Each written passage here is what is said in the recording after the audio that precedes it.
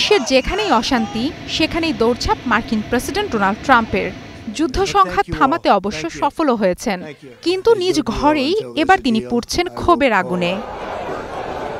কয়েক মাস ধরে থেমে থেমে চলা সেই ক্ষোভ এবার রূপ নিয়েছে ট্রাম্প বিরোধী গণ আন্দোলনে। নিউ ইয়র্ক থেকে ওয়াশিংটন, লস অ্যাঞ্জেলেস থেকে শিকাগো, শনিবার যুক্তরাষ্ট্রের প্রায় 2600 জায়গায় একযোগে রাজপথে নেমে আসেন ট্রাম্প বিরোধীরা। এ আন্দোলনের মূল মন্ত্র নো কিংস বা রাজার মতো একনায়কতন্ত্র নয়।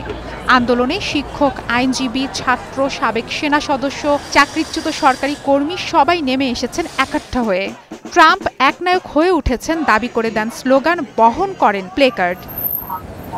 শুধু প্লেকার্ড নয়, ব্যানার, পোস্টার, পতাকা ছাড়াও আমেরিকায় রাজা চলে না, রাজতন্ত্র নয় গণতন্ত্র এমন স্লোগান লেখা ছিল বিক্ষোভকারীদের টি শার্টেও।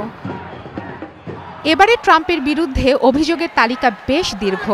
অভিবাসন বিরোধী অভিযান, ন্যাশনাল গার্ড মোতায়েন, সরকারি কর্মচারী ছাঁটাই, বাজেট কাটছাঁট, ভোটাধিকার হরণ, চুক্তি বাতিল সহ ওয়ান বিগ বিউটিফুল বিলের উপর ক্ষুব্ধ অনেকে।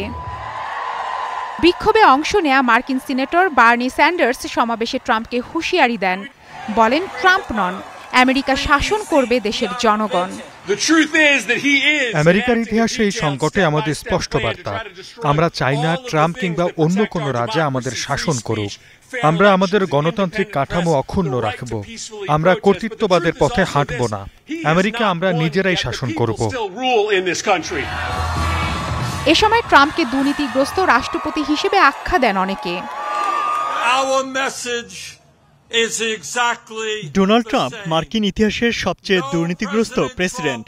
তিনি আমাদের গণতন্ত্রের মূল ভিত্তিগুলো ধ্বংস করতে ধাপে ধাপে সুপরিকল্পিত কৌশল গ্রহণ করেছেন, কিন্তু তিনি এখনো জয়ী হননি, কারণ এই দেশের শাসন এখনো জনগণের হাতে।